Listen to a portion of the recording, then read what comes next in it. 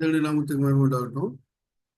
நம்ம என்ன பார்த்துட்டு இருந்தோம் அப்படின்னு சொன்னா, சவுலுடைய தன்மை பத்தி பார்த்துட்டு இருந்தோம். சவுல் ஒரு பெரிய அரசன், நிறைய போர்களை ஜெயிச்சவன், நிறைய வெற்றிகளை கொண்டு வந்தவன். அவனுடைய பெருமையினாலும் அவனுடைய பதவியினாலும் அவன் இழந்து போயிட்டான் அப்படின்னு சொல்லி நம்ம பார்த்துட்டு இருந்தோம். நிறைய காரியங்களை நம்ம பார்த்தோம்.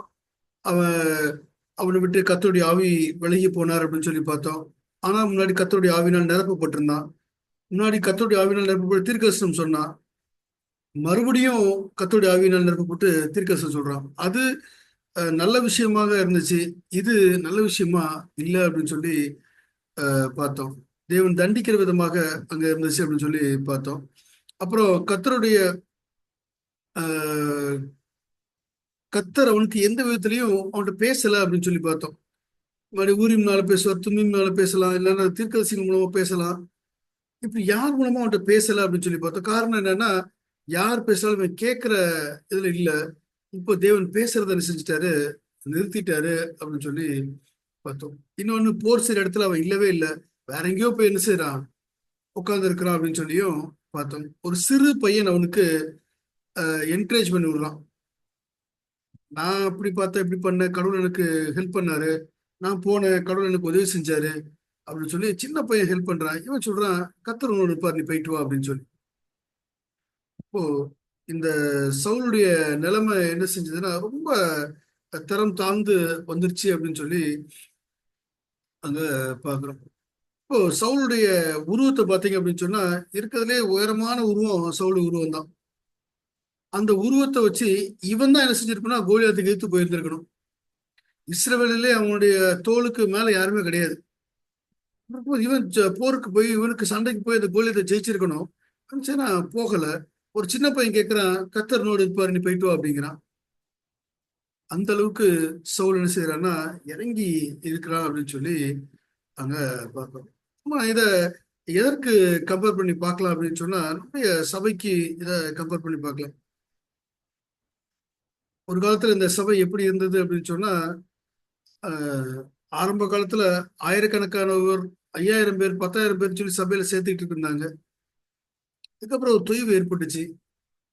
ஆவியானவர் கொடுக்கப்பட்டாரு. தேவன் வழிநடத்திட்டு போக இப்ப மனுஷன் எடுத்துக்கணும் அப்படின்னு சொல்லி நினைக்கிறாங்க. எடுத்ததுக்கு அப்புறம் 50 பேரா இருந்த சபை அப்படியே உலகளாவிய பரவி லட்சக்கணக்கான பேர் மாறுறாங்க.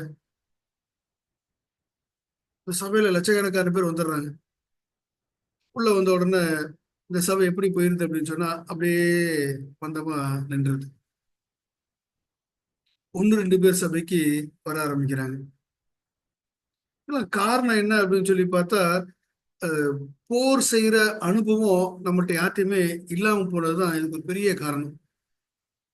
அன்னைக்கு போர் முனையில் நிக்கிறோம், மக்கள் அழிஞ்சு போயிடக்கூடாது அப்படின்னு சொல்றதுக்காக வேக வேகமா ஊழியம் செஞ்சாங்க. 50 பேர்ல இருந்து லட்சக்கணக்கான பேர் சீக்கிரத்துல வந்துட்டாங்க. 50 பேர் லட்சக்கணக்கான பேர் சீக்கிரம் வர முடிஞ்சது அப்படின்னா, லட்சக்கணக்குல இருந்து கோடிக்கணக்கில் போறதுக்கு எவ்வளவு சீக்கிரம் வந்திருக்கணும். அது வரல, அப்படியே நின்று போச்சு. நம்ம சோல் வின்னிங் அப்படிங்கிற ஒரு இடத்துக்குள்ள நம்ம போவே இல்லை. சரி, ஆவியான அந்த சபையில் நிரப்பி இருந்தான்னா, ஒரு காலத்துல ஆவியான சபையில் நிரப்பப்பட்டாரு. தீர்க்கசம் சொல்லப்பட்டுச்சு இந்த சபையில இருந்து. தீர்க்கதரிசிகள்னா வழிநடத்தப்பட்டுச்சு. தீர்க்கதரிசிகள் இந்த சபைக்கு ஒரு பெரிய வரம் வரமாக இருந்தாங்க.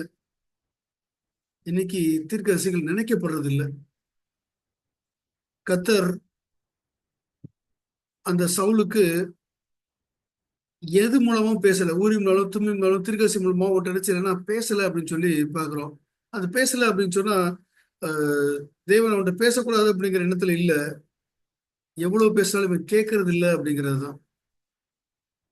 இன்னைக்கு நமக்கும் தேவன் நிறைய பேசிட்டு தான் இருக்கிறாரு. நம்ம என்ன செய்யறதுன்னா கேட்கறது இல்ல. கேட்கறது இல்லைன்னு தேவன் பேசுறத நிறுத்திடுறாரு. தீர்க்கதரிசனங்களோட பேசாம இருக்கிறார் அப்படின்னு சொல்லி பார்த்தா இல்ல, அவ்வளவு தீர்க்கதரிசன புஸ்தகங்கள் இருக்குது, நான் போய் படிக்கிறது இல்ல. தீர்க்கதரிசனங்கள் நமக்கு தெரியாம இருக்குதா அப்படின்னு சொல்லி பார்த்தா இந்த சபைக்கு தெரியும், நான் போய் படிக்கிறது இல்ல. இந்த சவுலும் தீர்க்கதரிசன ஆவியால் நிரப்பப்பட்டவன் தான். ஆனா இப்போ தீர்க்கதரிசனம் சொல்றது இல்ல, தீர்க்கதரிசிகளை மதிக்கிறது இல்ல, தீர்க்கதரிசிட்ட போய் அட்வைஸ் கேட்கறதும் இல்ல. ஒரு பிரச்சனை நம்மளுக்கு வருது அப்படின்னு சொன்னா வேதாகம் என்ன சொல்லுது, தீர்க்கதரிசன ஆவி என்ன சொல்லுது அப்படின்னு சொல்லி பார்க்குற அனுபவம் நம்மள்ட்ட இல்லை. ஆனா சபை ஆரம்ப காலகட்டத்தில் ஒரு இடம் வாங்கினா கூட தீர்க்கதரிசன ஆவிட்ட போய் ஆண்டவரை செய்யலாமான்னு சொல்லி கேட்பாங்க. அவங்க சொல்லுவாங்க செய்யலாம், இல்லை இந்த இடத்துல வாங்க அந்த இடத்துல வாங்கன்னு சொல்லி சொல்லுவாங்க.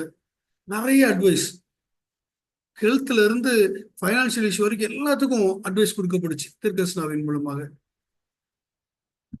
இன்னைக்கு நம்ம தீர்க்கதரிசன ஆவிட்ட போறதே இல்லை. இந்த சவுலுக்கும் அப்படிதான். முதல்ல போருக்கு போகும்போது நீ வெயிட் பண்ணு நான் வர்றேன் அப்படின்னு சொல்லி சொல்லுவாரு. வெயிட் பண்ணி இருந்துட்டு இருந்த அனுபவங்கள் இருந்துச்சு.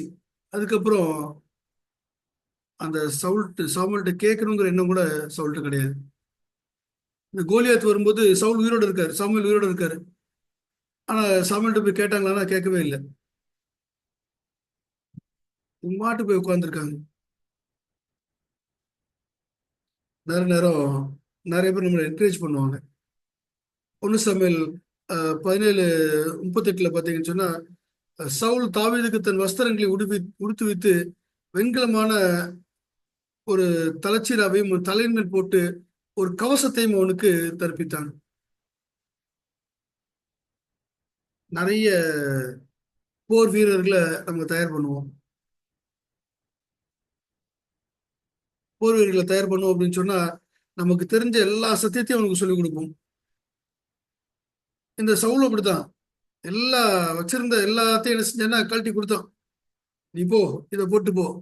ஒருவேளை தலைக்கு வந்துச்சுன்னா தலைக்கவசத்தை போட்டுக்க, மார்க் வச்சுன்னா மார்க்கவசத்தை போட்டுக்க, கையில வச்சுக்க, காலில் வச்சுக்க, எல்லாத்தையும் கையில கொடுத்தான். அவங்க என்ன பண்றோம்னா ஒருவேளை யாராவது ஒருத்தர் நான் சண்டை போடுறதுக்கு ரெடியா இருக்கேன்னு சொல்லிட்டாங்கன்னா உடனே எல்லாத்தையும் சொல்லி கொடுத்துருவோம். அப்போ சண்டை போடுறதுக்கான ஆயுதங்கள் நம்மகிட்ட இல்லாம இருக்குதான்னு சொன்னா எல்லாம் இருக்குது. சண்டை போடுற இடத்துல இல்லாம இருக்க எல்லாமே இருக்குது, அங்கதான் இருக்கிறேன். இந்த சவுலும் அப்படிதான். சண்டை போடுற இடத்துல இருக்கா, சண்டை போடுறதுக்கு தேவையான எல்லா ஆயுதங்களும் இருக்குது. ஆனா சண்டை மட்டும் போட மாட்டான். யாராவது ஒருத்தர் வந்து சண்டை போடுறது கேட்டா அவனுக்கு கொடுத்துறது. நம்முடைய காஸ்பல் ப்ரீச்சிங்கும் அப்படிதான் இருக்குது. நான் போய் சண்டை போடுறது இல்லை, யாராவது சண்டை போட வந்தா அவங்களுக்கு உதவி செய்யுது.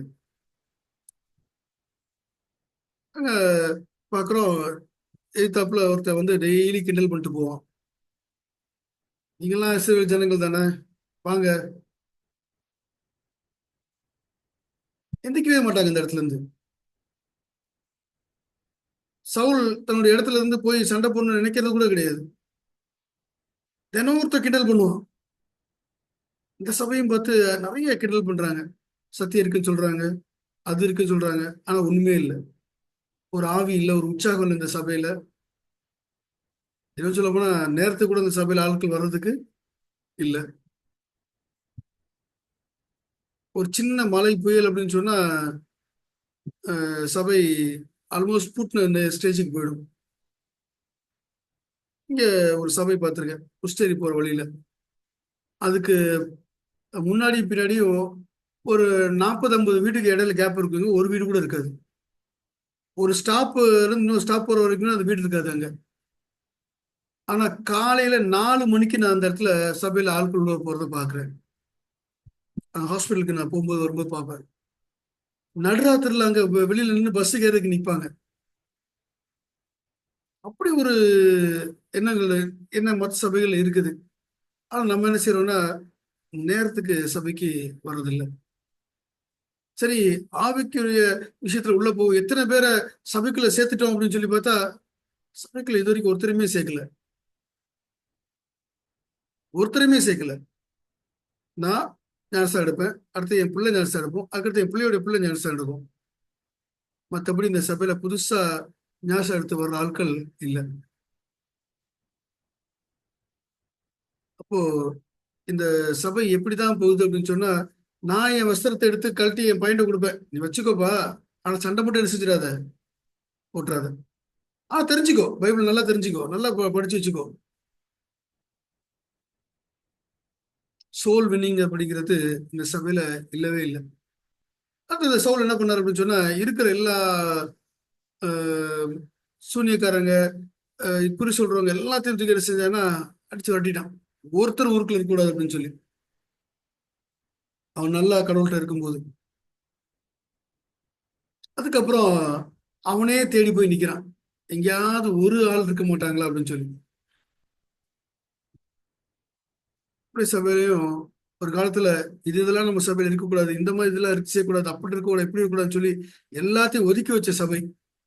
நமக்கும் அவங்களுக்கு வித்தியாசம் வேணும், இது உண்மையான சபைன்னு சொல்லி எல்லாத்தையும் ஒதுக்கி வச்ச சபை இன்னைக்கு அப்கிரேடேஷன் அல்லது ஃபேஷன் அல்லது இதுதான் நம்மளுடைய சபைக்கு தேவை அப்படிங்கிற மாதிரி நினைச்சு ஒன்றும் நான் உள்ள கொண்டுகிட்டு இருக்கோம். எதையும் பின் பாயிண்ட் பண்ணி சொல்ல விரும்பல. நிறைய விஷயங்கள் அப்கிரேடேஷன் அப்படிங்கிற பேர்ல உள்ள வருது. நம்மள அஹ், மாத்திக்கிட்டு இருக்கோம் அப்படின்னு சொல்லி. முன்னாடி எதை நம்ம ஒதுக்கி வச்சோமோ அதை உள்ள கொண்டு வரோம். முன்னாடி நம்மள்ட்ட எது இருந்துச்சோ அது நம்மள்ட்ட இப்ப இல்லை. நம்மளுடைய சபையில நல்ல நாட்கள் பார்த்து கல்யாணம் பண்ற விஷயங்கள் இருக்குது. கோயிலுக்கு வராம வேலைக்கு போற விஷயங்கள் இருக்குது. வேலையை தவிர வேற எதையும் கவனிக்காத விஷயங்கள் நம்மள்ட்ட சபையில இருக்குது. இன்னும் எவ்வளவோ. ஓ, இதெல்லாம் ஒரு காலத்துல நம்ம சபையில இருக்கக்கூடாதுன்னு நினைச்சதெல்லாம் இப்ப என்ன செய்யுதுன்னா உள்ள இருக்குது. எதெல்லாம் தேவை இருந்துச்சோமோ அதெல்லாம் உள்ள விட்டுட்டு, வெளியில விட்டுட்டு நம்ம என்ன செய்யறோம்னா இருக்கிறோம். இந்த சபையில முன்னாடி நின்று போர் செய்ய வேண்டிய ஆட்கள் நம்ம எல்லாம். முன்னாடி நின்று அப்படின்னு சொன்னா போர் முனையில முன்னாடி நிக்கணும். ஏன்னா சத்தியத்தை தெரிஞ்சு வச்சிருக்கோம். முன்னாடி நின்று சபையில ஆட்களை சேர்க்கக்கூடிய இடத்துல நம்ம இருக்கிறோம். போர் செய்யறதுக்கு பயந்து போய் ஒளிஞ்சு உட்கார்ந்துருக்கோம். சவுலும் அந்த நிலைமையில தான் போய் வேற இடத்துல உட்காந்துருந்தாரு. போர் முனையில உட்காரல, வேற எங்கேயோ உட்காந்துருந்தாரு. வேற கூட்டிட்டு போய் தாவீதை கூட்டிட்டு போய் அங்க விடுறாங்க. கூட்டி போயிட்டுனா ஒருத்தர் வந்துட்டான், வாங்க வாங்க வாங்கன்னு சொல்லிட்டு அவனுக்கு எல்லாத்தையும் வரிசையா சொல்லி கொடுக்குறாரு. இந்த சபையும் கோலியாத்தை ஜெயிக்கிறதுக்கு வெளியில இருந்து யாராவது வந்தா மட்டும்தான் அவங்களை உபயோகிச்சுக்கிறாங்க. நம்ம சபை நிறைய பேர் அப்படி இருக்காங்க. வெளியில இருந்து உள்ள வந்தவங்க நிறைய ஆயுதங்களை போட்டு நிறைய ஆத்துமாக்களை கொண்டு வர்ற ஆட்கள் இருக்காங்க. ஆனா காலகாலமா இங்கே இருந்து ஜென்ரேஷனா நம்ம சபையில உட்கார்ந்துருக்க ஆட்கள் வர்றவங்களுக்கு ஆயுதத்தை கழட்டி கொடுத்து நீங்க போங்க அப்படின்னு சொல்ற நிலைமையில இருக்கிறோம். சவுல் ஒரு காலத்துல கடவுளால தேர்ந்தெடுக்கப்பட்டு அபிஷேகம் பண்ணப்பட்டு வைக்கப்பட்ட ஒரு மனுஷன். இந்த சபையும் கடவுளால தேர்ந்தெடுக்கப்பட்டு அபிஷேகம் பண்ணப்பட்ட ஒரு சபை. இந்த சபையும் ஆவியானவரால் நிரப்பப்பட்ட சபை. அதுக்கு சாட்சி எவ்வளவோ இருக்குது. இந்த சபை துணிஞ்சு போய் ஊழியத்தை செஞ்சது. கப்பல்ல இருந்து சேதம் அடைஞ்சு கீழே விழுறாங்க அப்படின்னு சொன்னா, நீ ரட்சிக்கப்பட்டுட்டியா, கடவுளை தேடுமா உனக்கு தெரியாது, இந்த லைஃப் ஜாக்கெட் நீ வச்சுக்கோ, வெளியில போய் கடவுளை தெரிஞ்சுக்கோ. சாகிற தருவாயில கூட இன்னொருத்தரை காப்பாத்திட்டு அவனை ஆவிக்கிற விஷயத்துல அவனை சபையில சேர்த்துட்டு அந்த ஆத்மாவை ஜெயிச்சதுக்கு அப்புறம் தான் செத்து போனாங்க. சவுல் பார்க்கும்போது அவன் தான் அந்த இஸ்ரேல் ஜனங்கள்லயே ஹைட்டான ஒரு ஆள். இருக்கிற சபைகள்லயே இந்த சபை தான் ஊழியத்தை ஜெயிக்கிறதுக்கு தகுதியான ஒரு சபை. இந்த சபை எங்க போய் உட்கார்ந்துருக்குது? ஆத்மாதயத்துல எத்தனை போரை ஜெயிச்சிருக்கோம். உங்களோட ஹிஸ்டரி புரட்டி பார்த்தா நிறைய ஜெயிச்சு நிறைய பேரை உள்ள கொண்டு வந்திருக்காங்க. கலெக்டர்ஸ் வந்திருக்காங்க. ஊர்ல இருக்கக்கூடிய பெரிய பெரிய தலைவர்கள் இந்த சபையில உள்ள வந்திருக்காங்க. இன்னைக்கு பாண்டிச்சேரியில கல்லறையில போய் பார்த்தீங்கன்னா இந்த ஊர் மேயர் இருக்காரு நம்முடைய சபையில. இன்னைக்கு அதிகார வர்க்கத்துக்கு நம்முடைய சபையுடைய பேர் தெரியுமா அப்படிங்கிறது கூட சந்தேகமா இருக்குது. சவுலை பத்தி எழுதும்போது தேவன் ஒரு சோகமான முடிவு எழுதுறாரு. சவுல் கடைசி வரைக்கும் தேவனுடைய ஆவியை நிராகரிச்சு அவன் இழந்து போயிட்டான் அப்படின்னு சொல்லி. இன்னைக்கு நம்மளுக்கு இந்த முடிவு எழுதுற நிலைமை என்ன செய்யல, வரல. உங்களையும் என்னை பத்தி கடவுள் என்ன பேர் எழுத போறாரு? இவங்களுக்கும் ஆவியை கொடுத்த, இவங்களுக்கும் சத்தியத்தை கொடுத்தேன், இவங்களுக்கும் ஆயுதங்களை கொடுத்தேன், இவங்களுக்கும் எல்லாம் செஞ்சு கொடுத்தேன். இவங்க என்ன செஞ்சாங்க? ஒருவேளை இது வரைக்கும் நம்ம எதுவும் செய்யலை அப்படின்னு சொன்னா, இன்னைக்கு ஏதாவது செய்யறதுக்கு ட்ரை பண்ணுவோம். இன்னையில இருந்து நம்மளுக்கு எதிர வர நம்ம சின்ன சின்ன கோலியத்தை ஜெயிக்க ட்ரை பண்ணுவோம். ஆத்துமாக்களை ஆதாயம் பண்ண ட்ரை பண்ணுவோம். அப்படி ட்ரை பண்ணும்போது நம்முடைய புஸ்தகத்திலையும் பேரில் நினைச்சுன்னா, தேவன் நல்ல போராட்டத்தை போராடினேன், ஓட்டத்தை முடித்தான் அப்படின்னு சொல்லி தேவன் நினைச்சுவாரு, எழுதுவார். அந்த சவுலுக்கு மாத்திரம் இல்லைங்க, பவுலுக்கும் இந்த வார்த்தை எழுதினார். இந்த சவுல் அந்த வார்த்தைக்கு மிஸ் பண்ணிட்டார் எழுதுறத. ஆனா அந்த சவுலுக்கு தேவன் எழுதினாரு, நல்ல போராட்டத்தை போராடினான், ஓட்டத்தை முடித்தான், நீதியின் கீழ் அவனுக்காக வைக்கப்பட்டிருக்குது அப்படின்னு சொல்லி. அவனும் நம்மள மாதிரி தாங்க, ஆத்மாதாயம் செய்யறதுல இல்ல, ஒரு சபை அழிக்கிற கூட்டத்துல உட்கார்ந்துருந்தான், பாரம்பரியத்தை கடைபிடிச்சிட்டு உட்கார்ந்துருந்தான். திடீர்னு ஒரு நாள் தேவன் அவனுக்கு பேசினாரு. தேவன் பேசின உடனே அவன் கேட்டுட்டான். கேட்ட உடனே ஒரு பெரிய மாறுதல் ஏற்பட்டுச்சு. அவனுடைய கடைசி புஸ்தகங்கள், கடைசி வரிகள் இப்படிதான் இருந்துச்சு, நல்ல போராட்டத்தை போராடினான் அப்படின்னு சொல்லி. நம்மளை பத்தி கடவுள் எழுதும்போது எப்படி எழுத போறாரு? கடவுள் இப்படித்தான் எழுதணும்னு சொல்லி இல்லைங்க, நீங்க கடவுள் எழுதுறத மாத்தி எழுத வைக்க முடியும்.